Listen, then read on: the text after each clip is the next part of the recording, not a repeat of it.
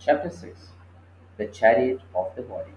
The following analogy can be found in the pages of the Upanishads, which helps one to understand the gross body, mind, intelligence, and a soul. It is described in the Vedic literature that the gross material body is like a chariot. The soul is the passenger in the chariot. The intelligence is the driver, and the mind is the driving instrument, the reins or ropes. Finally, the senses are the horses. If the senses, horses are uncontrolled and wild, the body, chariot, will be led in the wrong direction.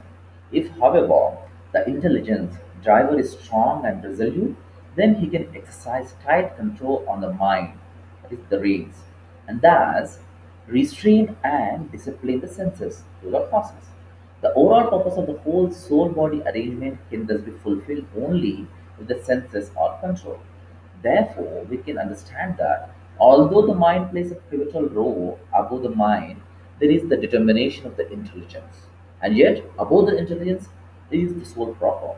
It is stated in the Bhagavad Gita, 3rd chapter, 42nd verse. The working senses are superior to dull matter, mind is higher than the senses, and intelligence is still higher than the mind. And he, the soul, is even higher than the intelligence. The next chapter, the miserable Pharisees veil gain. The nature of the spirit soul is Sat Chit Ananda. That is, the soul is eternal, full of knowledge, and full of bliss. In contrast, the body is temporary and full of ignorance and suffering. Because of this incompatibility between the two, the soul, who is meant to be happy in an eternal blissful atmosphere, is never happy in this temporary miserable body. The soul has to repeatedly experience birth, old age, disease, and death in different bodies. Hence, Shankaracharya has sung पुनरपि जननं पुनरपि मरणं पुनरपि जननी जठरे शयनम् इह संसारे बहुदुस्तारे कृपया पारे पाहि मुरारे. So the meaning of that is, O Murari, O Sri Lord Krishna, I am repeatedly tossed in the waves of birth and death. I am forced to be born again and again, and forced to die again and again. In this way, I have been occupying the wombs of millions of mothers. Please kindly shower your merciful glance upon me, and deliver me from this ocean of miseries.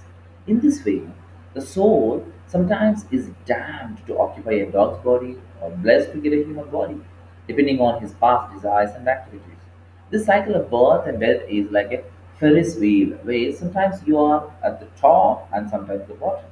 Similarly, the soul keeps on taking one body after another until he becomes completely purified and becomes a surrendered devotee of the Lord. So, the nature of the mind is the next chapter. The mind, which is part of the subtle body, plays a major role in causing misery to the living being conditioned in material existence. So it is very important to know how the mind functions, its nature, its behavior, and the method of controlling it in order to utilize it positively. That's why we have this book called Art of Harnessing the Power of Mind. So the next chapter goes like this: The Jumping Monkey. The mind is sometimes compared to a monkey that jumps from one branch to another. The mind never stays stable on one object. It has the nature of thinking about one object at one time and to think of another at the next moment. The mind is also sometimes compared to a child who is very restless and mischievous. Everyone is torn apart completely in trying to satisfy the demands of the mind. The mind is not satiated no matter how many of its desires you try to fulfill. The mind is similar to an unchaste prostitute who wears different colored dresses at different times to attract different types of men. Similarly, an uncontrolled mind completely ruins a person. Even a great personality like Arjun frankly admitted that the mind is very difficult to control.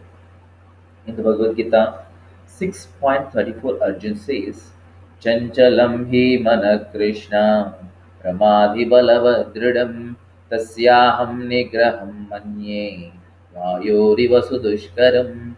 The mind is restless, turbulent, obstinate, and very strong. O Krishna, and to subdue it, I think it is more difficult than controlling the wind. Sorry.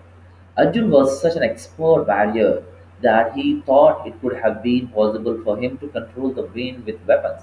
But in his battle against the mind, he felt he had no hope. Thank you. Hare Krishna.